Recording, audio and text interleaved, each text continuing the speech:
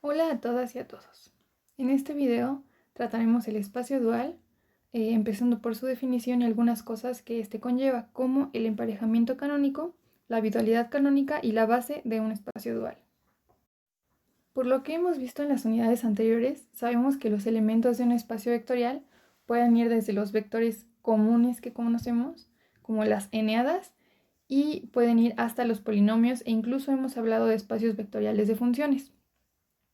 Hablaremos por vez primera de un espacio vectorial cuyos elementos son transformaciones lineales de un espacio V a un espacio W, donde estos dos últimos son espacios vectoriales sobre un mismo campo F.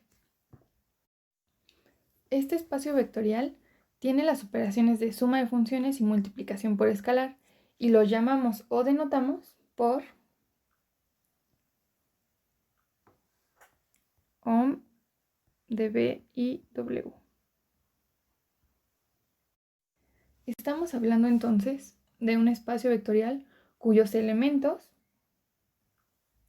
son transformaciones lineales.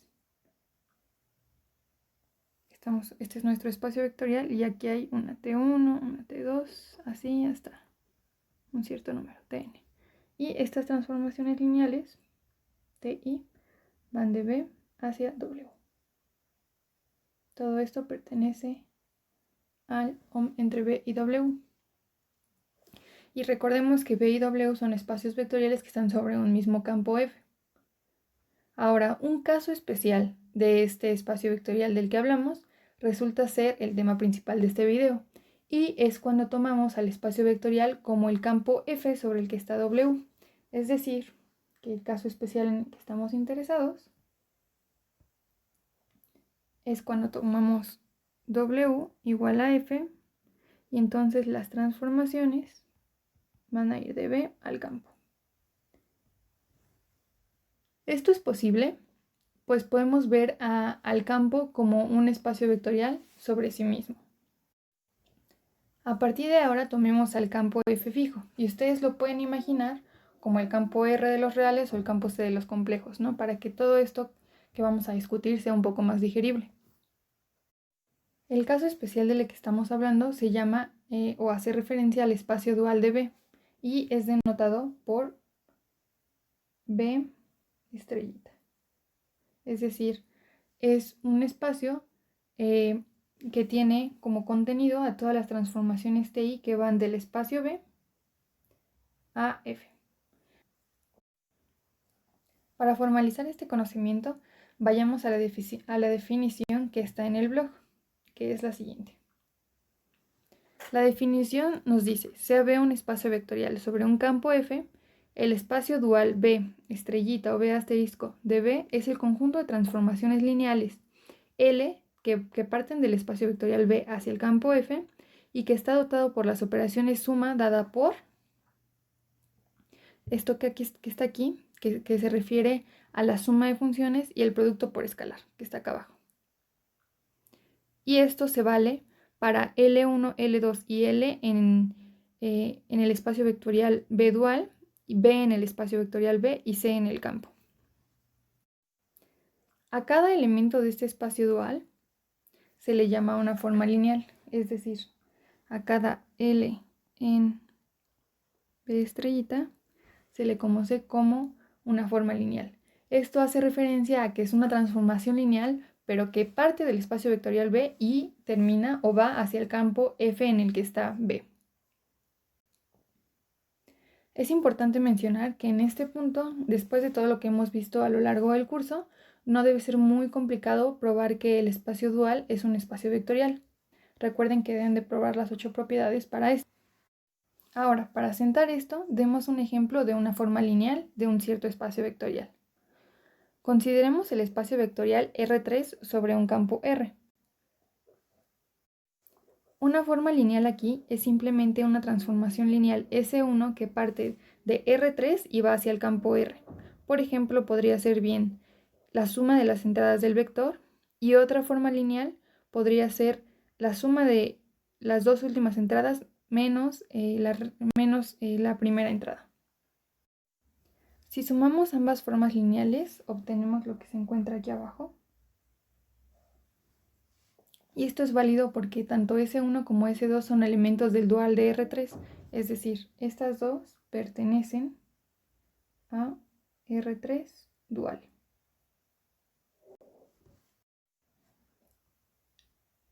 En este ejemplo específico, si queremos construir todo el espacio dual de R3, es decir, R3 estrella, necesitamos a todas las transformaciones lineales que vayan de R3 a R.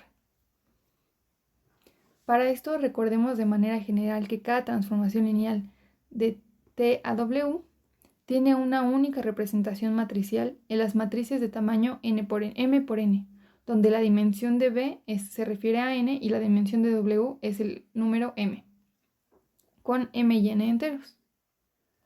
En el caso especial en el que T es una forma lineal, es decir, que W es igual al campo, entonces la matriz asociada a una transformación lineal de esta índole está en las matrices de tamaño 1 por N.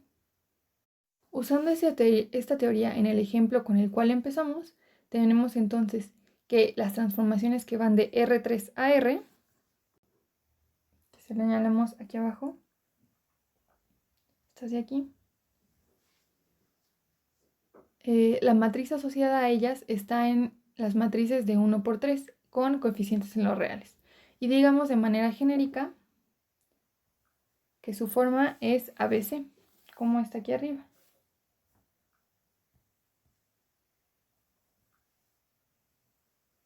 Así, al aplicarle T a cualquier vector de R3, lo que obtenemos es lo siguiente.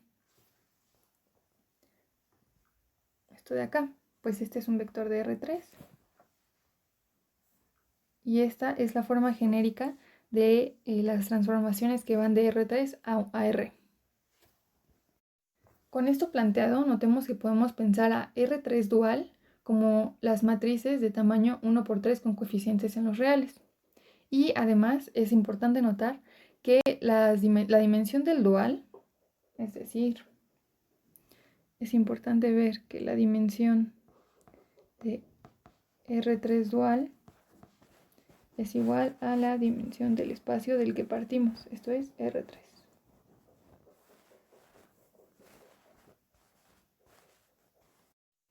Aunque en este ejemplo fue relativamente sencillo encontrar a todos los elementos del espacio dual, que son los que tienen esta forma de acá, nosotros lo pudimos obtener así, porque supimos cómo eran de manera general estas matrices.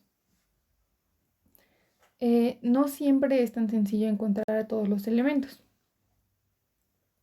Si ahora pensamos que B es un espacio vectorial de dimensión finita n, y B es una base de B, o sea, esta B de acá.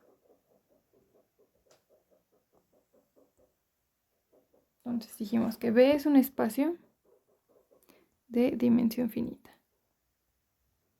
Digamos n. Y esta B de acá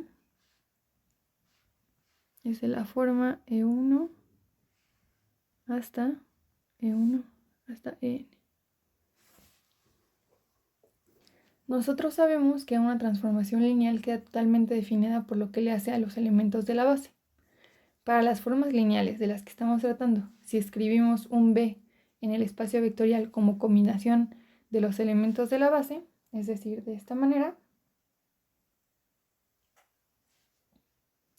y le aplicamos una forma lineal L, lo que le hace a este vector B está totalmente definido por lo que le hace a los elementos de la base. Pues, si se lo aplicamos a B y expresamos a B como combinación lineal de los elementos de la base, L es una forma lineal. Y esto significa que abre sumas y saca escalares, ¿no? Una forma lineal es un caso específico de una transformación lineal, ¿no? Es una transformación lineal que parte de un espacio vectorial a un campo. Entonces, estas L's abren sumas y sacan escalares, por lo cual podemos obtener esto de aquí. Y podemos definir a estos coeficientes a, i o a, n como la transformación lineal L aplicada a los elementos de la base. Concentrémonos ahora en esta evaluación. Existe una manera canónica de combinar un elemento en el espacio vectorial con un elemento en el espacio dual, y esto es evaluando un elemento B en una forma lineal L. A esta evaluación se le conoce como el emparejamiento canónico. que es una función denotada de esta manera, como está aquí, y definida por un elemento L en el dual y un elemento B en el espacio V. Esta función está dado por esta notación de acá y justo denota L, que L es evaluada en B. Este emparejamiento canónico resulta ser lineal en ambas entradas. Si nosotros definimos C, un elemento en el campo, L1, L2, que son elementos del espacio dual, y dos elementos en el espacio B, notamos que si nosotros primero hacemos una combinación lineal en la entrada donde se encuentran las formas lineales y hacemos el emparejamiento canónico con un cierto elemento B del espacio vectorial, entonces esto va a ser igual a hacer el emparejamiento canónico con cada una de las formas lineales y haberlo multiplicado correspondientemente por el elemento C, esto de aquí. Si ahora nosotros hacemos una combinación lineal de elementos en el espacio vectorial B, es decir, CB1 más B2, y hacemos el emparejamiento canónico con una forma lineal L, esto va a ser lo mismo que hacer el emparejamiento canónico con cada una de las entradas de la combinación lineal en B y multiplicarlo respectivamente por este C de aquí. Este es un ejemplo de una forma bilineal, algo de que se tratará más adelante en el blog.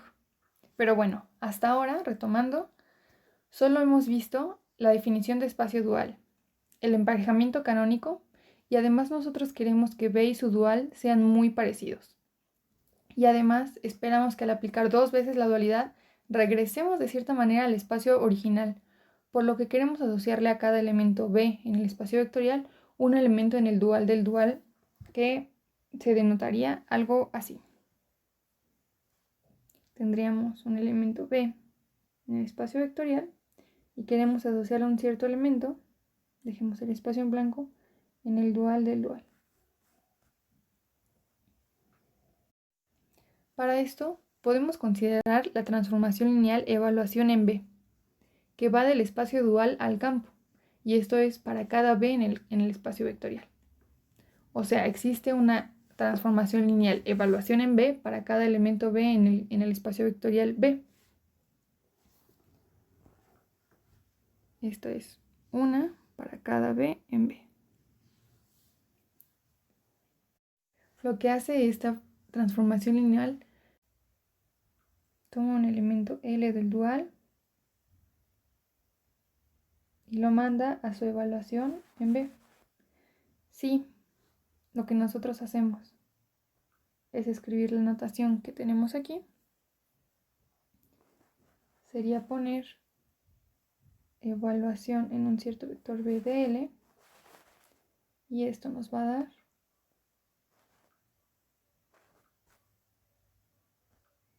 L evaluada específicamente en este vector que nosotros colocamos aquí. Nosotros tenemos que escoger antes ese vector. Antes de formalizar esta idea, vemos un cierto ejemplo. Entonces, consideremos el espacio vectorial de matrices de 2×2 que tienen como coeficientes los reales. Regresemos aquí. El espacio dual de este espacio vectorial consiste en todas las transformaciones lineales que parten de las matrices 2×2 y van a los reales. Un ejemplo de esta transformación sería T, que manda a una cierta matriz de 2×2 a la suma de todas sus entradas. Otra transformación, digamos S, sería la traza de una cierta matriz, que manda a una matriz, en este caso de 2×2, a la suma de las entradas en la diagonal. Entonces, como lo dijimos antes, a cualquier matriz de 2×2, que es nuestro espacio vectorial en este caso específico, le podemos asociar la transformación evaluación en esa matriz. Podemos escoger cualquier matriz A y construimos evaluación en esa matriz A, tal que cualquier transformación lineal T lo va a mandar a su evaluación, en esa matriz A. Si ahora nosotros consideramos la matriz A dada por esto que está acá, que ya subrayé, la evaluación en esa A nos va a dar pues las transformaciones lineales evaluadas ahí. Es como tal, o sea, es literal, ¿no? La evaluación en esa cierta matriz. si nosotros tomamos las transformaciones lineales, o que ya son unas formas lineales porque terminan siendo, su resultado termina estando en el campo, lo que vamos a obtener es esto de acá. Sabemos que T lo que hacía era mandar a una matriz de 2×2 a la suma de todas sus entradas, que está aquí. Y lo que hace la transformación S es llevar la matriz. La transformación S es llevar la matriz a la suma de su diagonal, que es lo que tenemos acá abajo. Así, con lo que acabamos de construir, podemos definir entonces una transformación lineal iota. Esta es la letra griega, creo. Iota, que va del espacio vectorial B al espacio dual. Y que va a estar definida por tomar un elemento en el espacio vectorial, va a tomar un B, y lo va a llevar a esta forma lineal que nosotros definimos como evaluación en SB. Y esta forma lineal va a pertenecer al espacio dual del dual. Entonces, esta transformación la conocemos como bidualidad canónica entre B y B dual dual. Y notemos que si hacemos el emparejamiento canónico entre iota, evaluada en un cierto vector B, y una forma lineal L, lo que vamos a obtener es el emparejamiento canónico entre esta forma lineal L y el vector. Es decir, L, esto va a ser L evaluada en B. Esto es por mera definición, ¿no? Porque si dijimos que iota lo que hace es tomar un vector en B y mandarlo a su evaluación. Entonces esto sería como tener el emparejamiento canónico entre la forma lineal, que sería ya evaluación en B de una L, este emparejamiento canónico, perdón, acaba la coma, y nos llevaría a L, nos llevaría entonces a evaluación en B de L, y esto sería entonces L evaluada en B, que es lo que tenemos. Se puede demostrar que para cualquier espacio vectorial B, esta bidualidad canónica que acabamos de definir es inyectiva. Y también que si B es un espacio de dimensión finita, entonces la bidualidad canónica no solo es inyectiva, sino que también es suprayectiva, es decir, es biyectiva. Y es prácticamente esto la definición de un isomorfismo entre el espacio vectorial B y el espacio dual del dual. Si entonces ahora dejamos un poco de lado la bidualidad canónica y retomamos lo planteado al inicio del video, estamos diciendo que B dual, que el espacio dual entonces es un espacio vectorial, y por lo cual podemos encontrar una cierta base para este espacio. Para encontrar esa base, tomemos entonces un espacio vectorial B que tiene una cierta dimensión finita n y cuya base, dada aquí por estos elementos, a partir de esta base nosotros podemos obtener n formas lineales que van a estar descritas como esto de aquí, y asterisco, y solo denota como qué número de forma lineal es, que van a ir del espacio vectorial B al campo. Para definir estas formas lineales tenemos que escribir a un elemento del espacio vectorial como combinación lineal de elementos de la base. De esta manera, donde x y son coeficientes. Ahora entonces las formas lineales e y están dadas por esto que está aquí abajo. Lo que nos va a dar esta forma lineal es la y-ésima coordenada de este vector. Dicho de otra manera, esta forma lineal e y asterisco lee la y-ésima coordenada, que resulta ser un elemento del campo. Resumiendo esto último, las formas lineales e y asterisco aplicadas a un cierto vector expresado en una base, recordemos que esto depende de la base que estemos tomando, nos va a dar la coordenada y-ésima. Y nos es importante saber que en efecto estas formas lineales, estas funciones que definimos son formas lineales. Entonces, para eso, recordemos que una forma lineal es un caso específico de una transformación lineal y tenemos que mostrar entonces que abre sumas y saca escalares. Trabajemos con la base genérica que vimos aquí arriba, con esta B, y tomemos dos elementos en el espacio V, tomemos B y W, tomemos un elemento en el campo y definamos así B y W.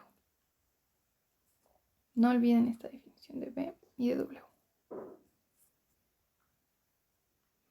Entonces lo que tenemos que ver es que al aplicar esta EI a la combinación lineal que podemos observar aquí, nos va a dar lo mismo que aplicar esa EI a cada elemento de la combinación lineal. Entonces, si desarrollamos un poquito, lo que nosotros, espero que se vea bien, lo único que estoy haciendo de aquí a acá es expresar a B como sus coordenadas y también al vector C en coordenadas. Los vectores B y W son elementos del mismo espacio vectorial, por lo cual podemos hacer una suma. Y la suma de estos vectores nos va a dar un solo vector cuyas entradas están definidas aquí abajo. Estas de aquí. Y por cómo definimos nosotros la EI asterisco, lo que nos va a dar aplicarle esta EI asterisco a este vector va a ser la iésima coordenada. En este caso, la iésima coordenada de la suma de nuestros vectores sería BI más CWI. Pero esto sería lo mismo que si solo aplicáramos EI al vector B, pues nos daría en ese caso entonces esta entrada. Y si aplicamos de nuevo esa misma EI al vector CWI, nos daría la entrada, digamos, CWI, nos daría esta aquí. Y sería lo mismo que si nosotros aplicáramos solamente EI asterisco a W y esto después lo multiplicáramos por un C. Entonces, con esto hemos demostrado que las formas lineales que definimos, en efecto, sacan escalares y abren sumas. Y además tenemos que mandan al elemento 0 del espacio vectorial a 0 en el campo. Pues si tomamos el 0 del espacio vectorial, sabemos que todas sus entradas son 0, independientemente de la forma lineal que tengamos, o sea, del EI que tengamos, E1 o E2, todas las entradas van a ser 0. Entonces, esto se cumple.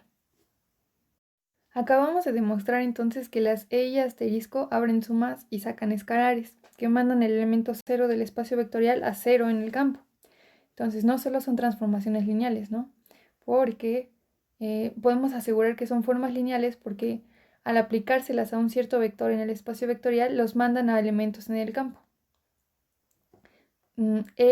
Las BI y las CWI son elementos en el campo, son meros números. Entonces concluimos que en efecto son formas lineales.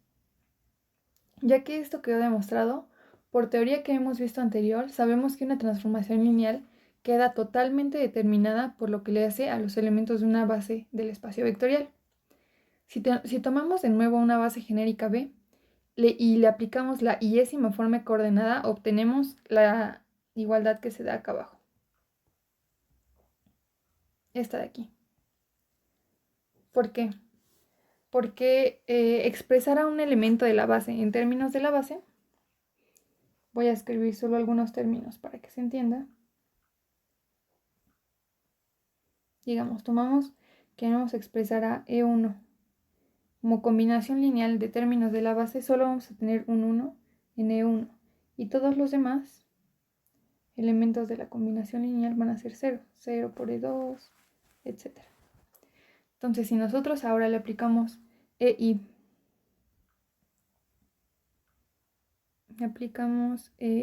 asterisco a todo esto, recuerden que lo que nos da es la iésima coordenada. Y como, bueno, no sería EI, ¿no? Digamos, sería E1. Entonces aquí nos daría únicamente 1. Si entonces aquí no tuviéramos un 1, digamos, tuviéramos otro valor, la forma coordenada E2, esto nos da la coordenada de la combinación lineal de aquí, nos da la coordenada que está asociada a E2, que sería 0, ¿no? Entonces tendríamos aquí 0. Por eso, siempre que I sea igual a J, o sea que la forma coordenada en la que estamos evaluando sea la misma, sea el I sea igual al elemento de la base que estamos evaluando, entonces tendremos 1. Si son distintos, vamos a tener 0.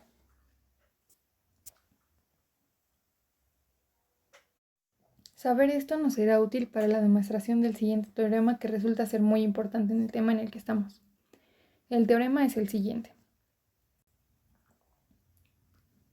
Sea B un espacio vectorial de dimensión finita n y B una base de B, entonces el conjunto de formas coordenadas, es decir, las que acabamos de definir arriba, estas de acá, son una base del espacio dual. En particular, el espacio dual es de dimensión finita n, es decir, tiene la misma dimensión que el espacio V, y además la individualidad canónica que definimos anteriormente es un isomorfismo de espacios vectoriales. Recordemos que un isomorfismo significa que sea una transformación inyectiva y suprayectiva. Empecemos demostrando que las formas coordenadas e y asterisco son una base del espacio dual. Para esto verifiquemos que forman un conjunto linealmente independiente y que además estas formas lineales generan al espacio dual. Primero, para ver que son linealmente independientes, debemos checar que para la combinación lineal de los elementos de B asterisco, esta de acá, implique que si es igual a 0, esto debe implicar que las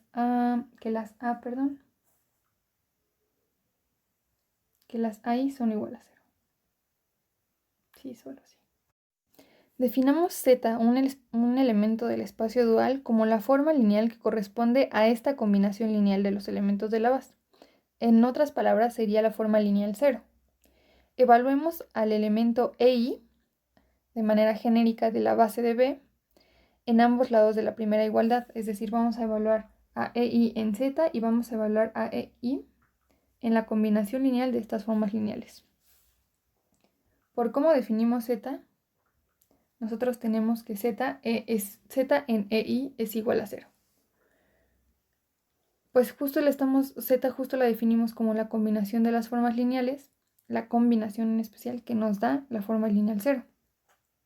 Ahora, si evaluamos a EI en toda la combinación lineal, lo que vamos a tener aquí va a ser, aquí me faltó, pero todo tiene que estar evaluado en EI. Cada forma lineal, ¿no? Tiene que estar evaluada en EI. Y el único elemento que va a sobrevivir, por lo que discutimos aquí arriba, esto de aquí, va a ser el momento en que la forma lineal tenga el subíndice igual al elemento EI de la base que estamos evaluando. Solo nos va a quedar este término de aquí. Pero nosotros, por lo que definimos arriba, sabemos que esto vale 1, esto es igual a 1, entonces solo nos queda AI. Y en un inicio nosotros definimos esto así, por lo cual tenemos igualado a ZEI y tenemos igualada a EI. Entonces encontramos nosotros que para cualquier combinación lineal de los elementos de este conjunto que estamos definiendo, de este B asterisco, cualquier combinación lineal igualada a 0 implica que los AI son iguales a 0. Con esto demostramos que entonces el conjunto B asterisco es linealmente independiente. Es LI.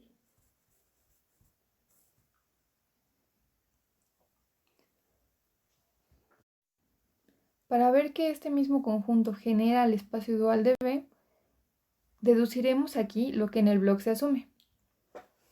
Tomemos entonces un elemento arbitrario del espacio dual y evaluemos en un elemento del espacio vectorial B, que está dado por este vector de coordenadas de x1 a xn, y hagamos el emparejamiento canónico. Recordemos que el emparejamiento canónico es únicamente evaluar la forma lineal en un cierto vector del espacio vectorial. Si evaluamos así y expresamos además B como combinación lineal de elementos de la base, es decir, utilicemos otro color, expresamos a este B de aquí como x1 por e1 más así hasta xn por en.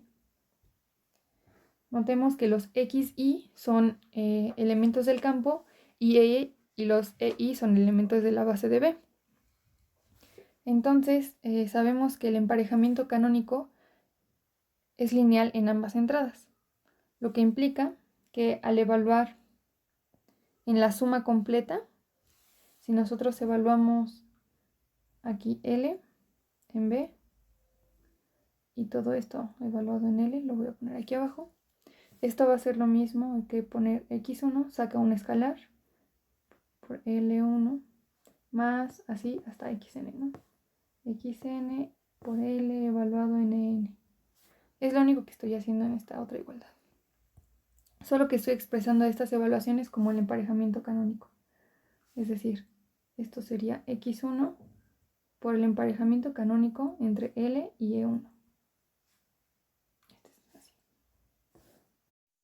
Pero además nosotros podemos escribir los elementos del campo xy como el emparejamiento canónico entre la forma coordenada EI con el vector B. Pues sabemos que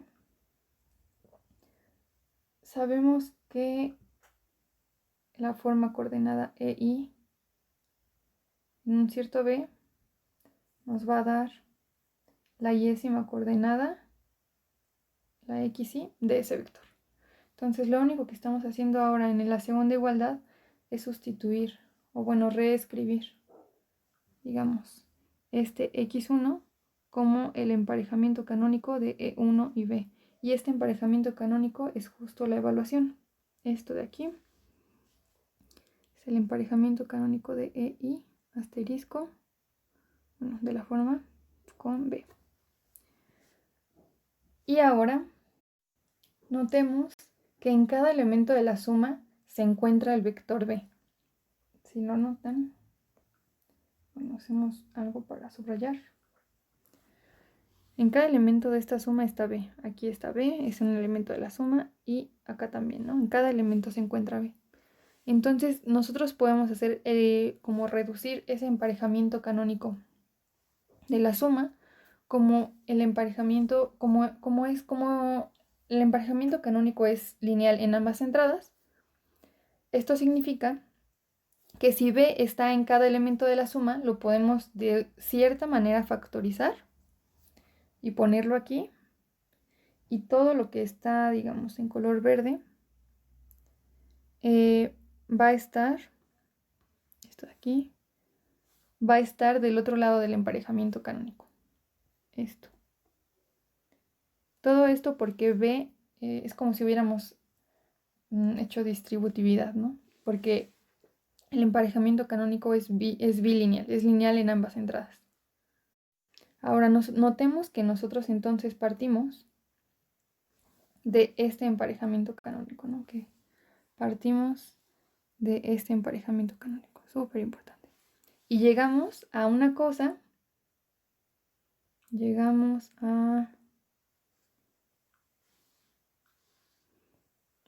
muy larga con el emparejamiento canónico de B. Es esto que tenemos aquí arriba. Esta cosa muy larga entonces tiene que ser la forma lineal, es decir, no sé, utilicemos el amarillo para el L. Tiene que ser todo esto porque del otro lado del emparejamiento canónico tenemos únicamente a B. Y entonces esto implica que justo podemos escribir cualquier forma lineal del espacio dual como combinación lineal de los elementos o de las formas coordenadas que definimos de manera anterior. Podemos escribirlo como combinación lineal de los elementos de la B asterisco. Estos son elementos, los EI asterisco son elementos de esto. Y podemos escribir a L como combinación lineal de estos, porque recordemos que esto de acá, estos, tal vez debí usar otro color. Esto de acá y esto de acá son únicamente coeficientes, son elementos en el campo. Así vimos que entonces que estos elementos forman una base para el espacio dual, pues son un conjunto linealmente independiente y además generan al espacio dual. Por lo tanto, concluimos que este B asterisco es base del espacio dual. Y además notemos que tiene n elementos, por como lo definimos anteriormente. B asterisco tiene n elementos y entonces esto implica que la dimensión del espacio dual es n. Es decir, es importante ver que no solo en el ejemplo que vimos, sino de manera general, que la dimensión de B del espacio es igual a la dimensión del espacio dual.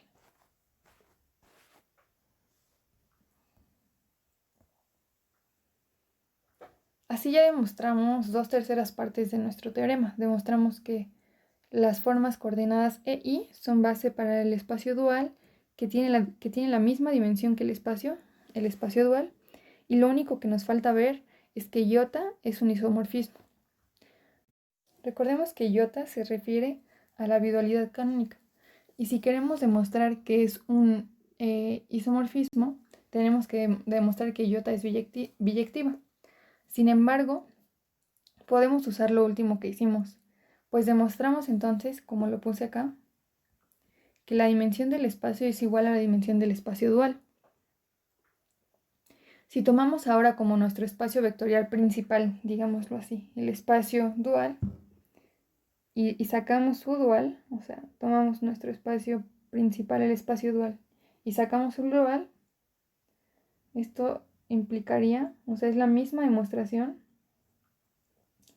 se puede llegar a que la dimensión del dual es igual a la dimensión del dual del dual. Y si juntamos todo esto que estoy escribiendo, vamos a tener que la dimensión de B va a ser igual a la dimensión del dual del dual. Tomando esta discusión en cuenta,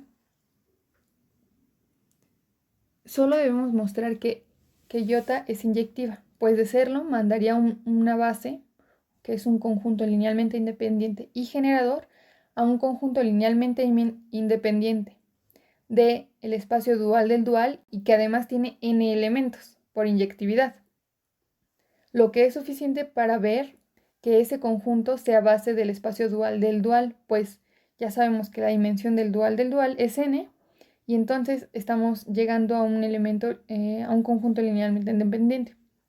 Por un teorema que vimos antes en el blog, si tenemos la dimensión del espacio, un conjunto con elementos, con n elementos que sean, si la dimensión de nuestro espacio es n, y tenemos un conjunto que tiene n elementos, basta con probar que es generador o que es linealmente independiente. Ya que hemos argumentado por qué basta ver que es inyectiva, demostrémoslo. Y para esto, por otro teorema del blog, es suficiente ver que el kernel de iota es únicamente el elemento 0. Para eso, esto quiere decir que el único vector que se va a la forma lineal 0 en el espacio dual del dual es el vector 0 en el espacio. Tomemos un elemento B en general, tal que su evaluación, tal que la forma del dual del dual, o sea, tal que esto de acá, lo manda a 0 para cualquier vector B. Lo que tenemos que demostrar es que este vector no es cualquiera, justamente es el vector 0. Si evaluamos las formas coordenadas E y asterisco en la forma lineal, entonces tenemos esta igualdad de aquí abajo. Estamos evaluando a la forma coordenada de la que queremos, igualada a 0, en las formas coordenadas E y asterisco, y están igualadas a 0. Esto implica que al evaluar las formas coordenadas en B nos da 0, y esto se vale para todo I. Y como lo que hace la forma coordenada es darnos la yésima coordenada de nuestro vector B, y como se vale para todo I, esto indica que todas las coordenadas de nuestro vector B son 0. Por lo tanto, hemos demostrado que B es igual a 0 y que el kernel de esta transformación iota es únicamente el vector 0, por lo cual iota es inyectiva. Y por la discusión anterior, esto basta para decir que iota es un isomorfismo. A continuación, enunciamos una proposición que nos indica cómo expresar una forma lineal L en términos de la base B asterisco y a B usando el emparejamiento canónico. La proposición dice lo siguiente. Sea B un espacio vectorial finito de dimensión n, B una base de B, esta es una base de B, y B asterisco una base del espacio dual. Entonces, para todo vector en el espacio vectorial y para toda forma lineal que vaya del espacio vectorial al campo, podemos escribir al elemento del espacio vectorial como combinación lineal de los elementos de la base B y cuyos coeficientes de la combinación lineal están dados por el emparejamiento canónico de la iésima forma coordenada con el vector B. Y para escribir AL como combinación, y podemos escribir AL como combinación lineal de los elementos en la base B asterisco, es decir, las formas coordenadas, cuyos coeficientes serán el emparejamiento canónico entre esta L y el iésimo elemento de la base B. Esto es un poco visible, pues bien, sobre todo para el primero, pues justamente este emparejamiento canónico nos da la iésima coordenada del vector B. Y abajo el emparejamiento canónico que tenemos es L evaluada en el iésimo elemento de B. Usemos la traza de una matriz para realizar un ejemplo.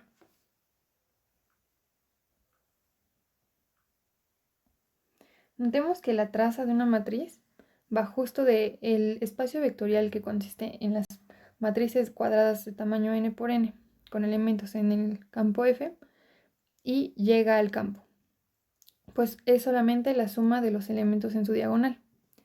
Si tomamos, por ejemplo, el espacio vectorial como las matrices de 3×3 con coeficientes en los reales y tomamos B como la base canónica, que está constituida por los elementos E y J, que resultan ser las matrices cuyo único elemento distinto de 0 es la entrada ijésima, y esta entrada va a ser 1. Si usamos la proposición anterior, para expresar a la traza como combinación lineal de los elementos de la base dual, lo que tenemos que hacer es hacer la suma del emparejamiento canónico de esta función, en este caso la traza, con los elementos de la base B, y esto multiplicado por los elementos de la base dual.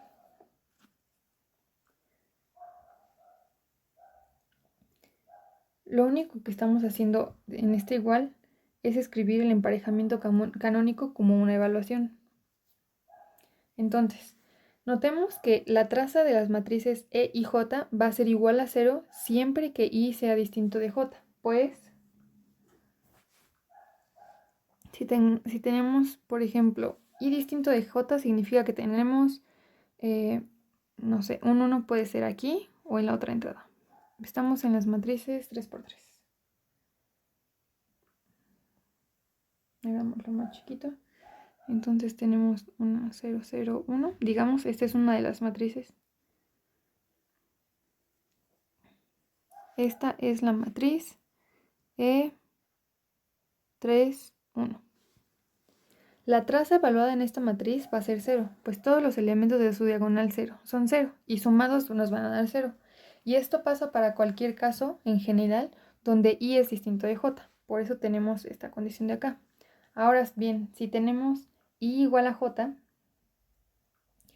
vamos a tener, no sé, pongamos el ejemplo con E1, 1. Vamos a tener 1, 0, 0. Todas las demás entradas son ceros. Y esto implica que la traza de esta matriz va a ser la suma de sus elementos en la diagonal, y esto va a ser 1. Pues justo el único elemento que es distinto de 0 en esta matriz se encuentra en la diagonal. Y esto va a pasar si también tenemos, por ejemplo, voy a ponerla en otro color, si otra matriz fuera aquí 0 y 1, y otra fuera aquí también 0 y el 1 acá. Entonces, todas las matrices que sean de la manera E y I, su traza va a ser 1. regresemos entonces. Eso, lo que acabamos de explicar es lo que nos da esta condición de acá. Habiendo analizado esto, tenemos que los únicos elementos que nos quedan de la igualdad de arriba, de esta de aquí, son los elementos cuyos coeficientes son cuyos subíndices son iguales, o sea, I igual a J. Y entonces también dijimos que la traza de esos coeficientes que sí quedaron va a ser igual a 1. Es decir, aquí abajo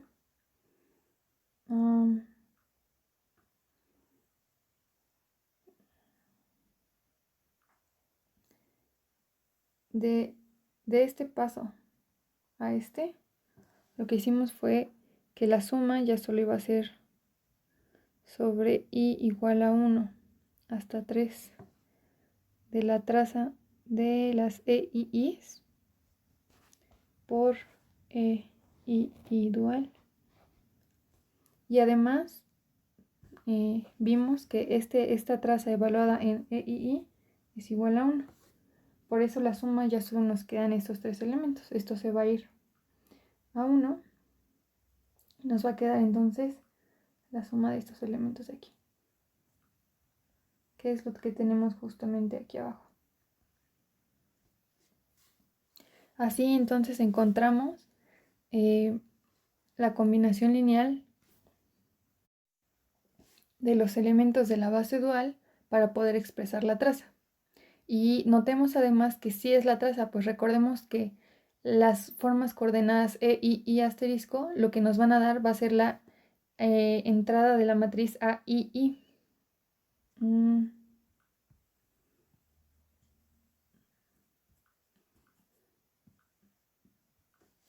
Estas formas nos van a dar la entrada A y I de esta matriz de aquí. Y justo la igualdad que encontramos arriba lo que hace es obtener cada entrada A y I y después sumarlas, que es justamente la traza. Ahora bien, para finalizar este video, enunciaremos y demostraremos un teorema que nos ayudará para resolver ciertos problemas prácticos de bases duales. Estos problemas prácticos los resolveremos hasta el siguiente video. Entonces vayamos a lo último, que es el teorema. El teorema dice lo siguiente.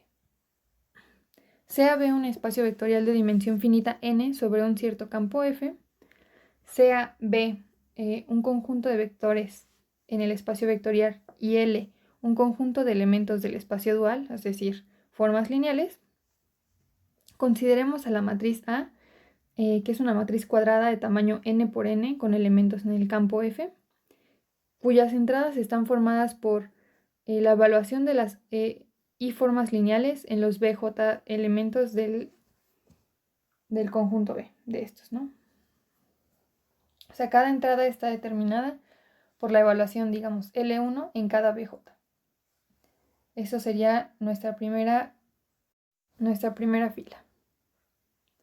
Entonces, considerando esta matriz, la matriz será invertible si y solo si B es una base del espacio vectorial y L es una base del espacio dual. Para demostrar este teorema, recordemos ciertas cosas de teoría que hemos visto anteriormente en el blog. La primera de ellas es que si tenemos B un espacio de dimensión finita y V un espacio de dimensión finita y B un conjunto de n vectores de V, entonces basta con que el conjunto B sea linealmente independiente para ser base. Era algo que ya habíamos discutido previamente, ¿no? El segundo recordatorio nos dice que una matriz cuadrada es invertible si y solo si el sistema de ecuaciones que tiene asociado, el homogéneo, tiene solamente la solución trivial. El siguiente recordatorio nos dice que una matriz cuadrada A es invertible si y solo si su transpuesta lo es. Y por último, tenemos lo que ya hemos probado en este video, que es el hecho de que la bidualidad canónica iota es un isomorfismo entre B y B dual del dual, el dual del dual de B. Entonces, para la demostración, primero veamos que si B no es base, entonces la matriz A no es invertible. Como B no es base y tiene n elementos, entonces B es un conjunto linealmente dependiente, por lo que existe una combinación no trivial de alfa is que nos da como suma el 0. Entonces, tenemos una combinación lineal de los elementos de B que resulta ser no trivial y que nos da el 0. Podemos definir entonces un vector V cuyas entradas son los coeficientes de esta combinación lineal y por lo que dijimos anteriormente es un vector no cero. Por como está definida la matriz A, es una matriz de tamaño n por n. Y a este vector que acabamos de definir lo podemos ver como un vector de n por 1, o sea, de n renglones y una columna. Con lo que, o sea, así definido, entonces podemos hacer el producto AB, que va a terminar siendo un vector de n filas y una columna, y cuya iésima entrada va a estar dada por esto de aquí. Esto, lo voy a poner en otro color, es la iésima entrada de AB. La igualdad de lo que acabo de señalar se da por la linealidad de la forma lineal LI. O sea, como es una forma lineal, saca escalares y abre sumas. O podemos verlo como un paso inverso. Si tenemos una suma de de la misma forma lineal evaluada en distintas cosas, podemos factorizar esta forma lineal y obtener el segundo lado de la igualdad, este de acá.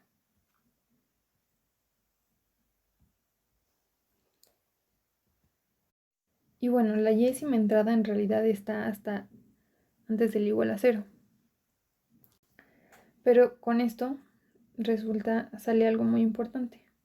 Pues entonces, como se vale esta igualdad para cada i, vamos a tener entonces que hay una solución no trivial para el sistema AX igual a 0. Este igual a 0 es el que tenemos acá, ¿no?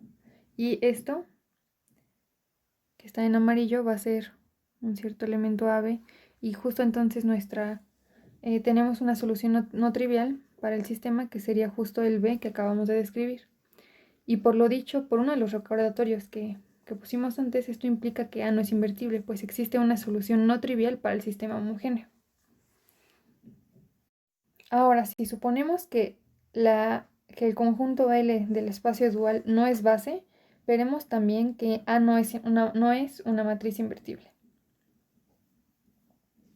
De manera análoga, si L no es base, entonces existe una combinación no trivial de las formas LI lineales, tal que esta es igual a 0. Y entonces podemos construir de nuevo un cierto vector, en este caso W, que es una relación no trivial del sistema que tenemos acá. Por lo cual, como tenemos de nuevo una solución no trivial al sistema homogéneo, entonces esto implica que A transpuesta no es invertible. Y el penúltimo de los recordatorios, si se acuerdan, nos dice que una matriz cuadrada es invertible si solo si su transpuesta lo es. Y nosotros encontramos abajo que la transpuesta no es invertible, por lo cual A tampoco sería invertible, si L no es base. Hasta ahora entonces hemos visto que si suponemos B como un conjunto que no es base, entonces A no es invertible. Y de igual manera, si suponemos que L es un conjunto que no es base, entonces A tampoco es invertible. Para concluir la demostración, supongamos que tanto el conjunto B como el conjunto L son bases de B y de B dual respectivamente, y mostremos entonces que A es invertible.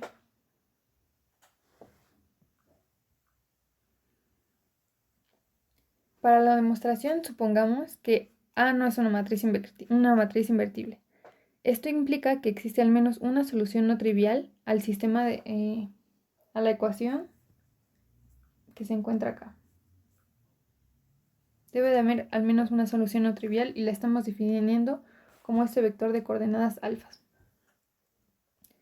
Y además de la primera demostración, esto nos implicaba que para cada i se valía que las LI formas lineales evaluadas en la combinación lineal de estos coeficientes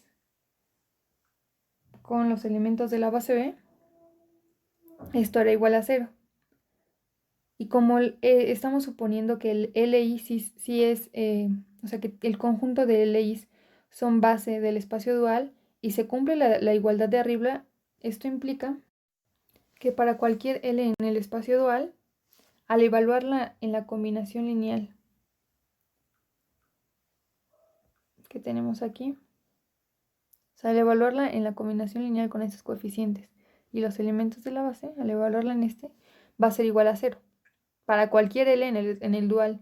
Pues recuerden que como los LI son base para el espacio dual, podemos escribir cualquier elemento en el dual como combinación lineal de los LI. Y como se vale lo de arriba para todas las LIs, como se vale esto para todos los LIs, eso significa que que cada LI es 0 y entonces cualquier L que se encuentre en el dual va a ser 0. Y además sabemos que la bidualidad canónica que envía a un elemento en el espacio B a la forma lineal EB, o sea, la forma lineal, la evaluación en ese vector B del espacio dual del dual es biyectiva. Por lo que si nosotros definimos a este vector B como la combinación lineal que hemos estado agarrando hasta arriba, desde arriba, o sea, esta y esta, la definimos como un cierto B. Como iota es biyectiva, eso significa que si lo está mandando siempre a 0, implica que el vector B entonces es 0.